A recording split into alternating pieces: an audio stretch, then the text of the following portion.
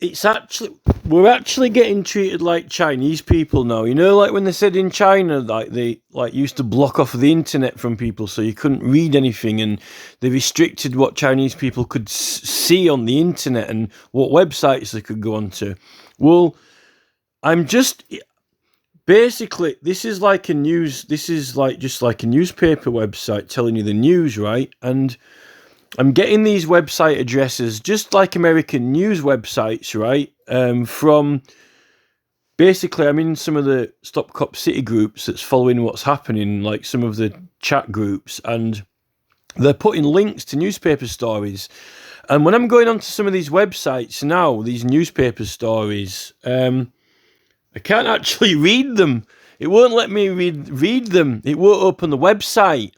A lot of these newspaper companies are blocking off access from foreign visitors. So if I'm in England and I'm just wanting to basically look at a website to read the news, right? It's not letting me do it, which that is really twisted. That is so weird and twisted that I just can't look at what's happening in the news, right? I know some of the English newspaper websites starting to kind of cover it up a little bit or make it harder to read unless you're a paid subscriber.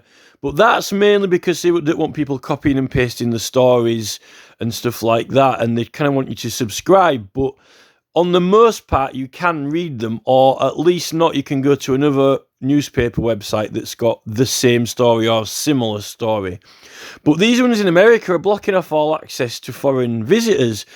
Now, what you do to get around that is you can go to these proxy sites, which is basically like a mirror site, a proxy site. You go to another website in America, and then you visit the newspaper website through another website that's American. The thing is, there were loads of these proxy sites before. A lot of people used to use them to try cover their tracks and sort of remain anonymous. That's one of the uses. The main use just is to like go via a country. Now, there was so many of those free proxy sites, but now when I type them in on Google, all of the ones on the main page are all like, you know, you've got to pay to join, pay to subscribe, and it's like to find a free one that works or a free one's hard. There are some that have these like proxy numbers, but you've got to configure your browser to work on there, and you've got to type it all in. There are some where it's all set up for you and you just basically copy and paste the URL and choose what country or what server you want to go through, which proxy, and it does it for you, right? Now, obviously, I've got this story up in front of me because I've managed to get it working, because if you persist and search, you can find a free proxy site that works. But what I'm noting now is that there are more and more becoming pay to use, or not showing up in the search results. It's a little bit like Google Play. What I think's happening, like with Google Play, all of the free apps that loads of students and people used to make for free, enjoyable apps, really cool free apps that were user friendly and just fun. It's all, they've either been coerced over, since Trump took over, to want to be money makers. They want to be in it for the money, not in it for fun. And they're either like selling their apps, so they're being like influenced by all this like commercial culture and the free world, the free attitude, the free kind of spirit of everyone is being ruined. A little bit like when everyone's pressing block and ban on group admins and deleting and removing things. It's sort of like that, but it's happening now to a lot of these websites. A lot of them are blocking you off so you can't read them, and a lot are making all these proxy sites pay for. I think that, you know what it is? Robert F. Kennedy, in his speech the other day, he called out BlackRock Vanguard. They own like 80% of all these businesses, and they're trying to buy up all American homes and all Bill Gates with his farmland. They're all the free sites that there used to be and all the cool things that were for free. They're taking ownership of them and they're setting them to pay. You've got to pay to use it. There's hardly anything free anymore. I think the free world will be gone. but they're going to control it all.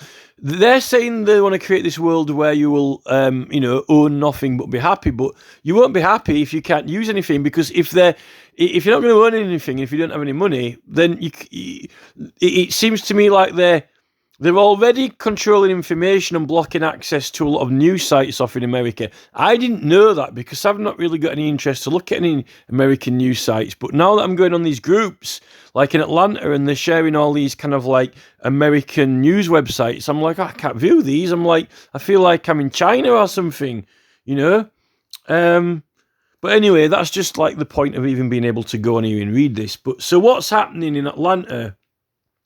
I didn't really want to say this like the long way around. I wanted to say kind of like the short. I didn't want to go through all that proxy business, but I've said it now anyway.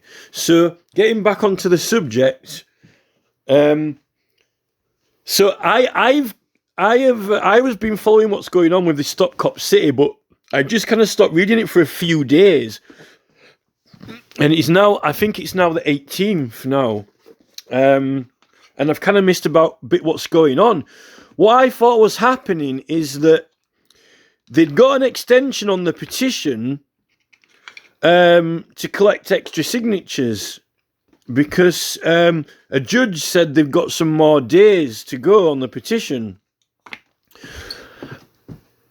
He added it on. But what happened is everyone who was collecting the signatures and worked really hard to do it, they were worried that this judge's order wasn't going to be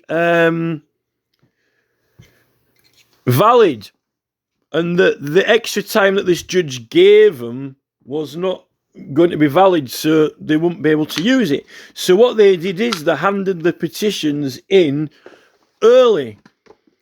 And now they've just handed them all in, but now they're saying they're not valid. Well, I thought the whole point of them handing them in now was to make sure that they got them in on the time, just in case they didn't have this extra time. But now they're saying that they're 3 weeks late and that they're out of time.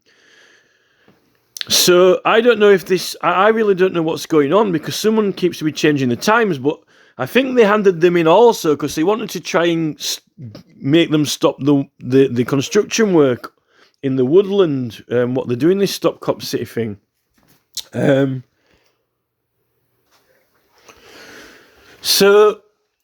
what's actually happening now, it says the City Atlantic Council, one of the councillors is wanting to introduce some legislation to actually put the ballot on the...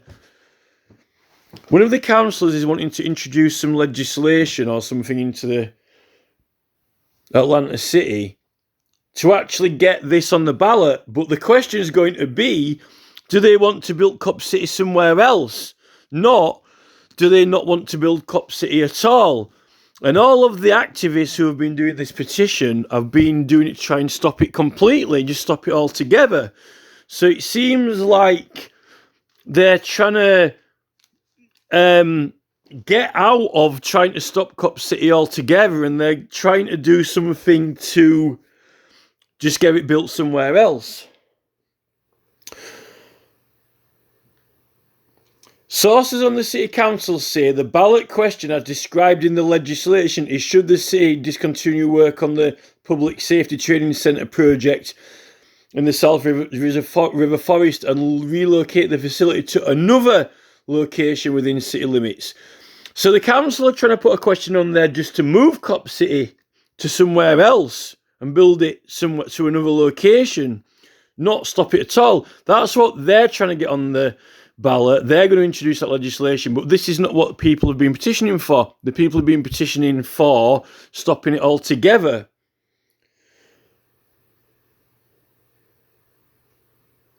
So they've taken custody of all the signatures now, though. They've actually taken custody of all the signatures, so we don't even know if all the people... We don't know what the city are going to do with them. You know what happens if they get... I don't know, because I've been releasing some Stop Cop City music, and what actually happened is that I thought I'm going to help Team Robert F. Kennedy's Team Kennedy, and Marianne Williamson. So I put 2 tracks out 5 days ago, and I put to release them on all the platforms, and I was sat there waiting, and they never went on there. And what happened is it went live. I noticed that it gone onto YouTube, but not on the other platforms. So I went back and checked, and I asked with TuneCore, and they said that I hadn't submitted them to put on Amazon or iTunes. But I had submitted them to all platforms. So something happened to my TuneCore, and someone had hacked it or changed it or adjusted it, so it hadn't submitted it to put on all the platforms. So I've had to resubmit or add the other ones in now, right? And I definitely submitted it to all of them without question. So it's been hacked, and I think that it's, I don't know whether it's someone in the Bezos camp, or I don't know if it was someone at TuneCore or Bill Gates camp, or I think it's President Biden, because Biden is trying, Biden is trying his utmost now to cheat RFK out of this election. He's actually trying to rig the rules, so in certain states that it's impossible to win, right? No one can win on those figures, right? And that's quite a serious thing that Robert F. Kennedy is talking out about. And for sure, Robert F. Kennedy just spoke out about BlackRock Vanguard, the fact that they own practically, all these things, and there's all these things happening with these websites, like blocking people off from even reading news stories, and now you can't even use the proxy sites, you got to pay for them, and everything on Google Apps is pay.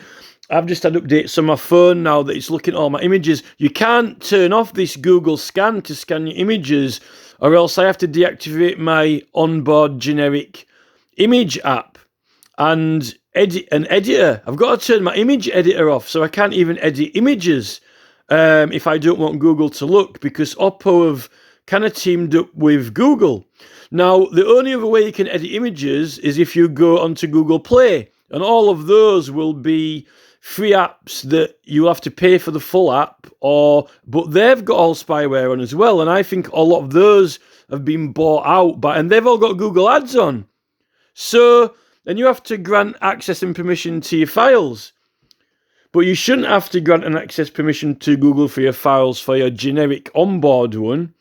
But it's what it's using to scan them to use for adverts. Now, what has your normal phone when you buy it and just looking at an app to view images with and edit your photos? Why should that have to do anything with Google Ads? Right? It shouldn't. So Oppo are working with these elites as well, it's basically Trojan. It is Trojanware, and it's the fact that they've hidden it, because there is a Google image viewer, but that's not the one that looks at the photos. The one that they're using to look at your photos is your normal app. When put Google Lens on it, I disengage Google Lens and it's still doing it. So there's some really weird stuff going on. I don't like it. It feels wrong. It's all about all these entities who have literally taken over everything, and they have to do it now because there's this Robert F. Kennedy and Marianne Williamson who've got a chance of going in. They're going to take all the power away from them.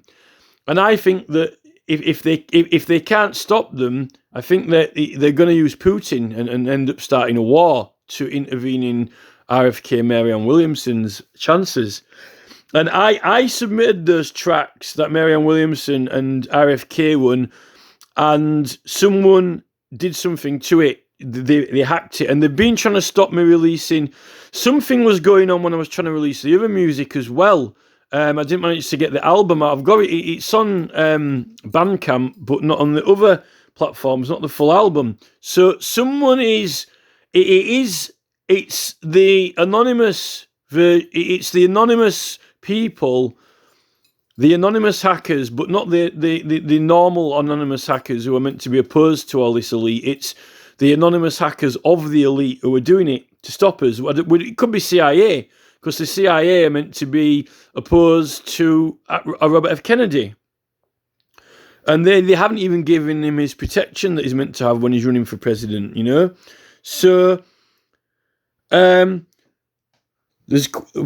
covered quite a lot in this video, but I only wanted to cover like a few things. So basically, what I think is wrong with Atlanta City though at the moment, what is wrong with this whole thing that's going on with all these court cases? Well, this is the thing. In the First Amendment of the United States, which creates the right to petitioning, says that Congress can't make any laws to restrict or inhibit petitioning. And their First Amendment is based on ours, the right of petition and free speech. And when they just word it in simple words, it meant something. And to know what it meant is when you start a constitution, you know, when it's based on something else and you're going to use a small number of words, you know, to note it, it means what it means what it was invented to mean. And it is the same as ours, right to petition. Now, in order to know why you've got that right and what it's for, you've got to study the whole thread. You've got to follow it all back and see why there were all these other updates and modifications and new acts. And when you go back to the Tumultuous Petitioning Act of 1661, this is after the Civil War, when Cromwell, you know, he ousts the royals, but then Charles II comes back in, and then he puts then we get all these restrictions like this Tumultuous Petitioning Act, right? And they're trying to, you know, stop people, particularly large numbers of people, from petitioning. And you had to go, if it was a local area, right? If there were a large number of petitions, they had to go through these justices, like basically through the courts. The petitions, you know, had to go through the courts and be checked.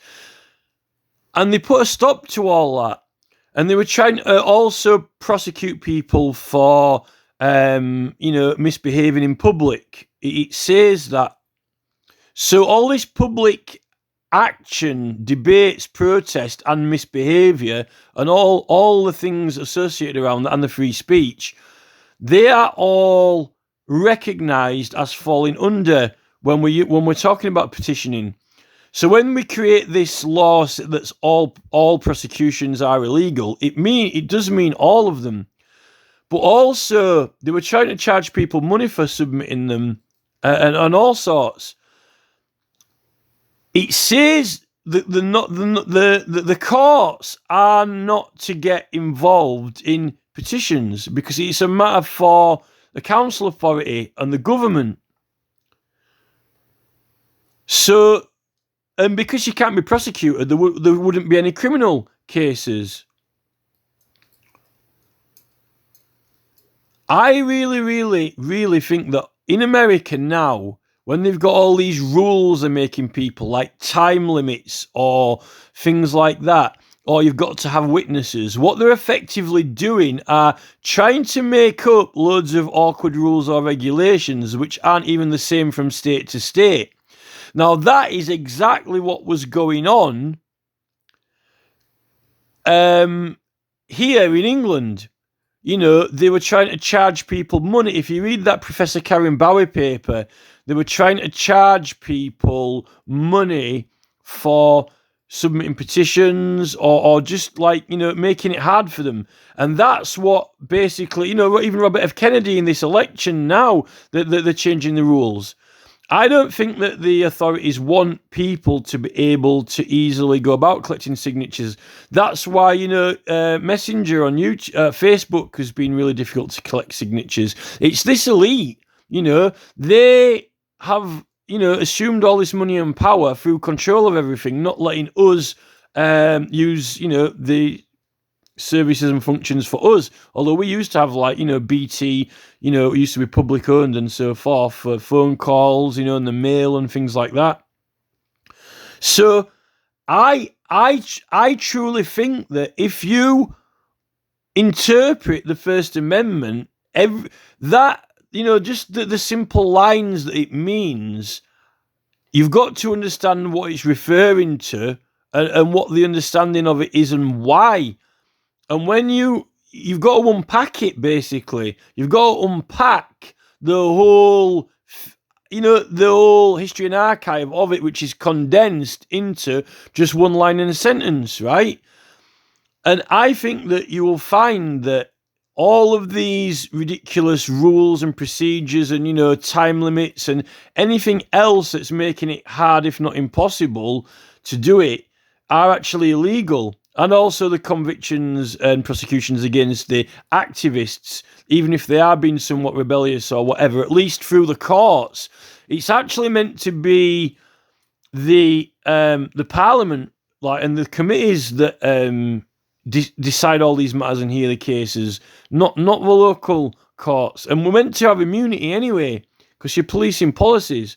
But so with all these what the Atlanta citizens of the situation they're finding themselves in at the moment, I guess I'm not making this, I'm just kind of briefing you over this. You'll have to take it, you've got to read those acts for yourself, really, word to word.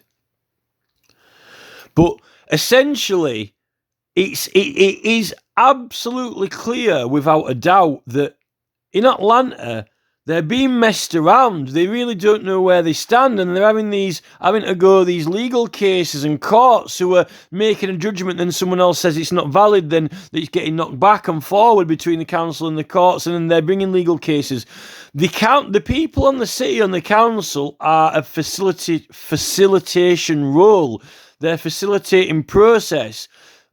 They get to vote in referendums. They can't bring independent legal cases against petitions because the petition is a case, not through the courts, to the council, and there are some legal procedures for checking the petition's validity, but that's a special procedure and only after you've completed it if you want to challenge it afterwards.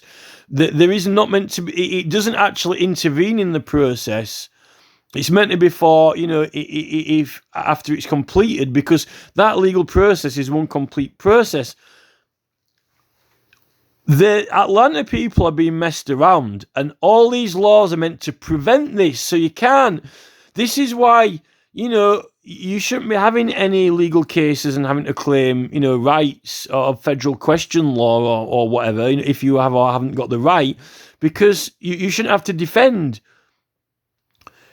The actual petition itself is being unlawfully manipulated by all these different rules and procedures, and then the court cases, as much as the citizens themselves are being subject to these charges. And then you've got this Chris Carr guy coming in with these racketeering charges. That is diverse and arbitrary causes. What Chris Carr is using are diverse and arbitrary causes. Illegal prosecutions by the King's Bench and other diverse and arbitrary causes, which that is what it means. Basically, what Chris Carr is doing is using diverse and arbitrary causes. He's trying to find new other charges, or he's trying to think up of a way to get convictions, which basically Max Hill did through the Criminal Damage Act. He's using the Criminal Damage Act when he knows it's political material, and there are acts of law which acknowledge that and which are used for that to be used through officially, which he disregarded. Although, why those acts exist and how those acts exist is because of that statute law. You've got to have the right to put notices up in public. And all that Town and Country Planning Act, through Class C and F, that has to legally be in there because of the right to petition. Now, also, there should be some clauses, therefore, in the modern law which forbid, time limits and all these requiring of witnesses and so forth for these petitions, because they're actually trying to make it hard for them or fail them. And now they've just handed them all in. Now they're saying they're not valid and so forth. So that is why that was created. It doesn't actually give you the right to do petitioning. It doesn't invent it.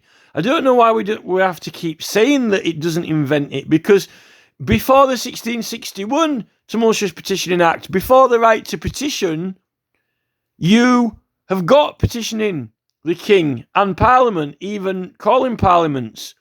What it does is stop them from using courts, judges, councillors, ministers to mess you around. In fact, the 1688 bill is there in the opening part to protect against evil judges, ministers, and councillors, right, from subverting the liberties. No, it doesn't create. It's not like, oh, we've invented petitioning the king and now you've got the right to do it. No, you could do it anyway. They were trying to make it hard for them and mess them around and also prosecute. That's what it protects against. And that is what Atlanta are doing to the people. It is exactly what the Atlanta city is doing to the citizens. And I don't know how it's got that legislation. It's illegal legislation. It's not the fact that Congress shall make no law. It is the fact that the states are making laws. And they're making ridiculous laws that aren't consistent. And, you know, it's easy to know that, you know, if you've got something asking for something, you have something written to ask for something. If you don't, there's nothing there. If you've got something with people's signatures on it and you can identify who they are and it's got their address and you can go to their house to check, like in a criminal case, it's almost like a fingerprint, you know. If you've got it, you can check it. This is the thing. You don't need any rules or procedures, because if you haven't got any signatures from anyone, you haven't got any. And if you've got any signatures that may not be correct, if they're not right, you can't check them, you know. And what you do to check them is you go and ask. So on them, it's almost like, you know, a pebble. If you've got a pebble, you've got one. If you don't, you haven't. If someone puts a pebble on the table and says there's a pebble, you don't need any laws or rules, because it is a pebble or it isn't, right? And that's the same thing with petitioning. If you've got a piece of paper asking for something on the desk, you've got one and you can read it, well, what they're asking. Right? Now, even if it's written in Spanish, you know, you can get it translated. I mean, they might be being awkward if they write it in Spanish, but you might have people in there who can only speak Spanish. They might have just moved over, you know, to America. They might have just got citizenship. They might not yet have learned to write in American, you know, but they might, you know. So if you have got 100,000 signatures, you know, and they're all right, then you check them. If you get to any of them which, you know, haven't got the number on, then you simply can't check it. So it fails on the merit that it hasn't self-validated itself.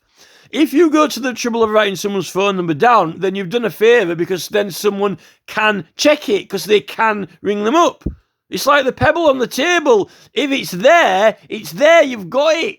If you haven't got the phone number or the address, you can't even write to them, right? So it invalidates itself by not giving the possibility of the person to check it. So it itself fails on the merit that the information required to check it is not there. You don't need any rules or regulations, you know? And if there's only one or two people doing a petition, this is the thing with Parliament. They set this 6 month for 100,000 signatures, and you've got to get one a minute. Now, unless everyone's joining in with that 300 and odd thousand signature tampon tax petition, they did it. It took them 8 months, though, so they didn't do it in 6 months. They did it in 8 months. And there was a hell of a lot of people all over the country, women joining in, because it's a neutral petition. You're not going to get any men opposing it. You're not going to get anyone opposing it. When you ask someone to sign it, it's a neutral subject. It's all women are going to be in favour of it, because they're going to save some money. And the men, it doesn't really bother the men too much. It's not taking the men's beer away from them or anything like that. It's what you call, it's a neutral petition. It's not going to generate or charge anyone being opposed to it. Whereas, if you're trying to oppose ULEZ, some people are in favour of ULEZ. If you're trying to, petition for, get rid of speed cameras, some people want them for safety. Not everyone hates being fined. The thing with the tampons is it had the wind blowing in its favour. All the women are going to be behind it. No one's going to be opposed to it. Loads of women would join in because it was a good laugh. So you get your 100,000 signatures easily, although they got 3 times more than what they needed. Now, if you've got a big platform like Nigel Farage or GB News, and you can actually, openly ask the public, and you've got a lot of people watching, you can get signatures quite easily. But if you haven't, those are organisations, fully funded organisations, people who are already politically engaged. They're not just random members of the public who want to try and get people together. If you can get people to sign, but not necessarily go out of the way to help you, not volunteer their time, if that they'll sign it, you got to walk around and get the signatures yourself. 6 months. I don't think you can do it yourself in 6 months, particularly without the internet. And if you ain't got the right to use the internet or telephone service, and if you haven't got any funding for, telephone calls and mail, if you've just got to walk, it's 1 a minute. And I know you can go door to door and do, 1 a minute, but if you had to, you're literally going to have to walk around every single, house that you can go to. And this is the thing. If you've got a job, everyone's at work during the daytime, right? Now, that means that you could only go after work. Like, if after you get home from work, if you've got to work and they're home from work. So then you've only got, like 5, 6, it's like 5 o'clock, 6, 7, 8, 9, 10 o'clock. You don't want to be knocking on people's doors 11, 12 because they might think that it's a bit weird unless you're carol singing. So that's 5 or 6 hours a day. So if you've only got 5 or 6 hours a day to get 1 a minute, right, you ain't going to do it in 6 months because that 6 months is 1 a minute only accounting for the hours you need to sleep, not the hours where you're working as well. So if you figure in, if you've got a job and other people have got a job, it's actually impossible to do. It's not possible to do it. You can't actually do it without the internet, without being able to use the internet, emails, or these social media sites. It's actually impossible if you don't have people helping. Now, if you've still got the right to do it, it's not a requirement to have people helping. You're the one who's, getting people to sign. Once they've signed, they have helped you because they've supported it. Once you've got them to sign, they've supported it. But getting people to actually actively participate and themselves go out and collect signatures, then you're kind of like Extinction Rebellion. You've got people engaged, large groups. But it still should be possible to do by yourself because they engage by signing it. Because when they sign it, they support it. And that's what you're doing. Will you sign? You're not asking them to sign and help you, right? It's got to be realistically possible to do it, right? By you asking people. Now, this is the thing with RFK now. He's saying that they're rigging it so that he can't win in certain areas. Even if he gets, 80% of votes, it's impossible. And that is not only, it's made to lose. And that's what they were doing with the arm grabber, the toy machine, the arm grabber machine, the grab toy machines in the cinemas. There's legislation under the Gambling Act, and if you've got games of skill and games of chance, and you can have games where you've got to be able to win by skill and chance. And on some of them, you couldn't win by skill. It wasn't possible to pick it up because they set it so the arm grabber wasn't strong enough to pick it up. You've got to be able to win by skill or chance. And if you look at it, it was impossible, right? Because they'd rigged it So the chances of every game, it was rigged to be loose, so it won't pick it up strong enough, even if you hit it bang on. Now, otherwise, the odds, every so many games, it might actually pick it up. But if you're a person who walks in there, they've set it not to do it for so many games, right? So what they've effectively done is that they've done it like so every 10th or 20th person. But if you walk in, every game, you've got to be able to win, really, on a game. Because a chance game is like, if you flip a coin and it's heads or tails, it's got to be able to land on heads or tails in that flip, right? If you got some coins and you made them so it's tails both sides, and you flick that coin, you can't get heads if it's tails both sides, right? Because in that game, when you're handed that coin and you flick it, you can't win, right? Even with skill. So if they hand you that coin and you flick it and it's tails and you've got to win with heads, you can't win by skill, even if you could flick it into the air very skillfully so it came round and landed on the side you wanted it to, under your control of skill. And you couldn't win by chance, because no matter how many times you flipped it, it hasn't got heads on that side. So you can't win by chance or skill. Now, then what they'll say is, well, the guy who's, got the game, running the game, what he does is, every 10 people that come, he gives them a coin that's not rigged, like a normal coin that's got heads and tails on it. So it's just the chance of if you're the 10th customer or not, or whatever. But I don't think that the law means that. I think that the law means that every person who plays has got to have a real chance of winning. That means that, if the machine went through a program, it had to do an algorithm, and that algorithm, then there was a possibility of it, coming up heads or tails, right, for each person, and then or skill. But it wasn't like that. They'd set those arm grabber machines up, so it wasn't giving out wins. There's nothing you could do about it, and that is basically this is the signature of these people. This is how these people do it. This is how these whole people's lives are.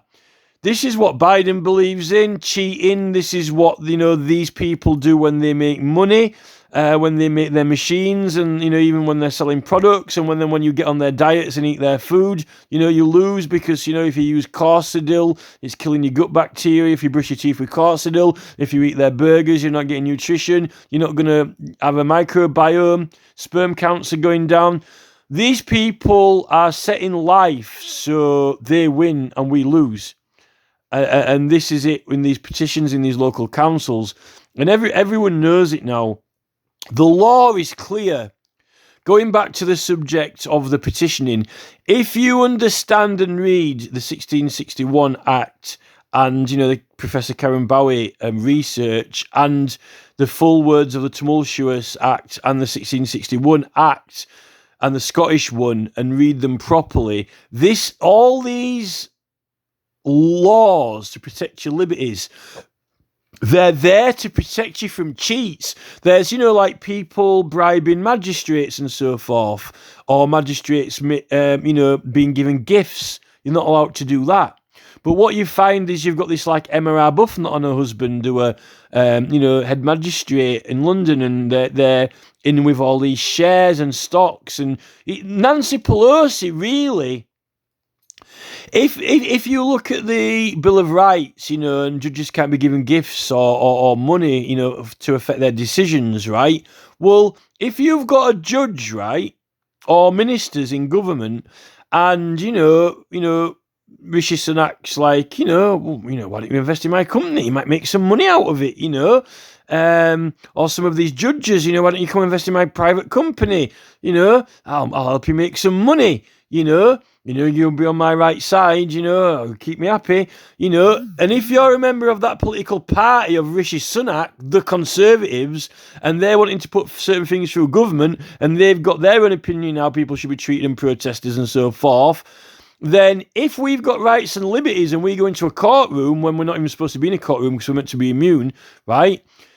And we were before judges, and they're not making the correct right decisions, and they're denying our rights and liberties, and they're a member of a political party, and they've been, Rishi Sunak's given some investment tips.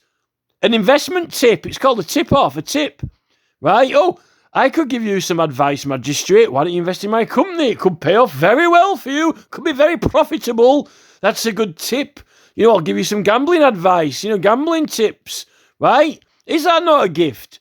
Because, if you give someone a massive plastic carrier bag, full of, £1,000, is as much as, giving them a hint. Oh, my stocks and shares are going to be going up next week. Why don't you invest? Particularly when Nancy Pelosi is the person who's in the government, setting the legislation. You can't lose. And this is the thing, what they're saying with Rishi now, is giving himself a present. He's giving himself a present because he's the one setting the rules of the machine. It's almost like those gambling machines, someone designs them and sets the algorithms, and then it's almost like Rishi kind of like, designing the machine for the outcome, when the outcome of the courts, particularly the magistrates and judges, when they're on his political party side and, when they're investing in his companies and he's, not going to be too happy if they make decisions the other way, this is influencing these people. The police, unfortunately, where the law's meant to be us to use the law. The law's not just there to make us obey it. The law's there to use, but now we don't use the law hardly. They've got these machines. The machines can use the law more than us. The law's meant to be there for human beings. So human beings can live in society and protect themselves and do things for humans, by humans, for humans. Now, it seems to be, it's to make humans obey, and it's machines, it's made for machines to use to keep humans in control, not humans to use the law to control, each other. It's for certain humans now make the laws and enforce it with machines to keep other humans under control. Not the law is there for everyone to use. And this is the problem. This is why machines are taking over. I think it is, Bill Gates and, Zuckerberg, Nick Clegg, all these BlackRock Vanguard people, Charles, it is for certain. The Americans have lost the plot with the whole petitioning rights because they got the First Amendment, but they don't seem to think that means that no states can start making their own rules up when federal law is for a certain area of endeavour, which is for the whole of America. Then they give all the power to the lower courts, and then they took it away but then they give it back again, and the lower courts have made a real mess up of it because they don't really know what they're doing. And then they started people being able to use copyright claims and God knows what they wanted, even when it's meant to be, protected. And then they're trying to take away free speech away, as well, and use freedom of use of the press for political engagement. If they haven't already set time limits or charging you fees or whatever. So it is, it's easy to work these things out if you've got all the acts of legislation and you look at the history, but it doesn't seem like, Chris Carr and these city council police chief people, they want to use the law for them to get what they want out of it. Whereas all these civil rights and liberties are to protect the people from these freedoms being perverted and subverted and them actually cheating. So, the authorities can fail them or stop them from doing it, which is basically exactly what's happening in Atlanta. And it really needs, Robert F. Kennedy has had a try with, YouTube. I don't know what's happening with that anymore because we put some complaints in as well against the court. I don't think that most of the Americans at the moment are up for it because a lot of the shows and TV programs are still in brain fog la la land. They kind of sort of know what's going on now, but we don't have anyone. I mean, in England, we've got the Good Law Project. You talk to some people about it in Extinction Rebellion groups. I don't really necessarily think that they get it properly either. We're really lacking some professional help from some lawyers who could actually do something. We definitely need to do something with the rights because it's there. It doesn't invent it. It's actually there to stop it being subverted and to stop them doing actually what they're doing to us now. But it's not. And even the Petitions Committee in Parliament is, breaking rules. They're making excuses up for standards when it's not. It's party political preferences. They're calling it petition standards, but what it means is party political whims. And they're also trying to debate us. They're trying to debate us and defeat us before we even get it in. Or ask people. We're meant to be able to run it, to ask people. They're not even letting you run it, which means they're not letting you ask the question to people. So the Petitions Committee, but you've got all these people who are meant to be respectable members of the public, Martin Day, and then this Geordie woman, this chairman of the Petitions Committee, who is an absolute fundamental criminal woman. She's an evil minister. This woman is what they write about in these rights. The 1688 bill it's about the Petitions Committee members, them. They're subverting the rights and liberties. And there's also something in there about subduing, in the Scottish one, about subduing the information or the cause that you're bringing, weak causes, weak or frivolous causes. Well, Petitions Committee in Parliament are considering everyone's petition as frivolous and weak because they're making it weak. A strong legal case. The CPS don't prosecute you if they haven't got any evidence or if they've got very flimsy evidence. They try to get, even when they're getting these photos in the vans of you or filming or parking tickets with a photograph, they take the photos so it's not flimsy. Now, they know that you can't bring any case without substantial evidence or facts, or it's frivolous or flimsy. Now, what the Petitions Committee do is, now you're doing something that is more serious than a criminal or civil case. Even more serious than a case with Coca-Cola over £100 million, right? Because they're talking about the laws that might govern Coca-Cola, right? And 100,000 people signing something is absolutely insanely huge. The amount of public support you've got, it's worth more. 100,000 signatures is worth more than £100,000 because that's people's consent, and you don't get people's consent easily to agree to things. So that's valuable. So it's been undervalued. I mean, 100,000 signatures, has got to really, in political weight, he's got to weigh in at, something like £500,000 or £1 million worth of public concern. But what's the point having all that public concern if you don't have a strong case? If the facts. Now, the thing with Parliament is they usually put they've got this thing in the Inquiries Act, Part 1, A and B of the Inquiries Act 2005, I think it is, which says that a minister may hold an inquiry, based on the strength of the evidence or on the strength of public concern. But if you haven't got any evidence at all, but the public have got to be concerned about something, so they've still got to identify what they're concerned about.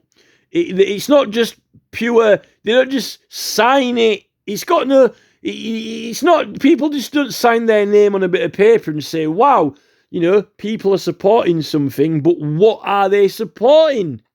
So it's got to have a title. So what the title is we want, the tax lowered, or we want, a new law on this, or we want the ministers to do that, right? It's identified as a cause, a question, an information. It has to have a title to it. Now, apparently, you can have, you can have lots and lots of evidence and strong facts and proof, like, academics and professors and so forth. Evidence, and only 5 people sign it. And the evidence could be without doubt or question that this is the case. Like, like there's environment problems, or this or that. But it's not helping you get people to sign it if you've got a weak case, if you've got weak information, because that's what gets them to sign it. If you've got strong information, a strong case, facts, right? Because why would they sign it in the first place? If will you help me get a park on the basis of what? Or I want one. Okay then, but if you had more evidence, like evidence that the current park is inadequate or broken or dangerous, or so many kids, whatever the evidence is, the stronger the case, the better. Now, with the Petitions Committee in Parliament, they're only letting you use so many words, and they won't let you put off-site links. I don't know why, because you're trying in information. Doesn't matter whether, it's known to be false or frivolous. Well, no, we'll decide that when you debate it, because, that will be decided. You were trying the information. We believe this to be the truth. What do you think? Ask the public. Do you trust? Do you believe it or not? Sign. And then if they do believe it, then, they debate it based on the fact that people believe this. And, and if the ministers don't, then the ministers can debate their case why they don't think that it's true. This is it. But they're wanting to make it weak by submitting weak evidence on something that potentially has got £100,000, £1 million worth of public support behind it. And anyway, since political parties were formed, the government don't even like petitions. They think they're trivial, frivolous, trivial. They want to do party politics. They want to do their own business, not the business that their constituents want, because they're investing in Rishi Sunak's companies and they're making money out of it and so forth. So the whole thing is corrupt. I mean, Andrew Bridgen just did a programme the other day. I want to put it on my website, actually, about more medical incompetence, or even it might be malice, and so forth. Something needs to be done about this Atlanta case, because the Americans, they're completely and totally screwing it up. I don't think it's quite as bad in England, although, I mean, with this Stonehenge petition, they should have had a Wiltshire referendum, They should have had a Wiltshire referendum, because it's about something happening in Wiltshire. It's not about getting the laws of England changed. And then, failing that, they should have gone to government then after, escalated it to Parliament, You can, they're making local petitions very difficult anyway, as it is. I don't think that it's as bad as in America, because they're throwing all these legal cases. We don't, to be honest, in England, we aren't having any legal cases about local petitions. We could do with having some, although I don't think that you're allowed to or meant to. The only ones that you can have is to legitimately challenge the results through a special process. You're not meant to have court cases about if you can actually do it or not and how long it's supposed to take. You're not supposed to be held to all these ridiculous, being charged or money for doing it, or time limits or whatever. There was nothing like that in those earlier acts. So, And the fact of it's got to be possible to do it. The mathematics in it is, I know that those women got 300,000 in 8 months. They didn't do it in 6 months. They got 100,000 in 6 months, I think. But that is a particular cause that was in their favour. You can't not, and they got like Paula Sherriff, the MP, behind them, and Theresa May liked it. It was the subject that they chose was not one that had a lot of opposition behind it. So, or resistance, let's say. It was neutral. It didn't have resistance behind it, and a lot of women could join in and have a laugh with it. Tampons is funny, so when they see it on the internet, they'll all join in, right? If you're wanting to do something, what's more controversial, or other people aren't as interested, then, but if you've got a right to do it, it's got to be possible to do it by yourself. Because if on that petition site in Parliament, you can't do it by yourself, I don't think you can get 100,000 in 6 months. If you get it onto the main website and then people start seeing it, then it can snowball. But that, when they're trying to debate you from even running it, what they're stopping you from actually having the right to petition the people and ask them. They're not letting you ask them, or at least not on our website. You're not doing it. You could go to change.org or 38 Degrees, which were being run dubiously. They weren't giving you the email address, so it didn't have the full data. Sometimes they were withholding our data from us.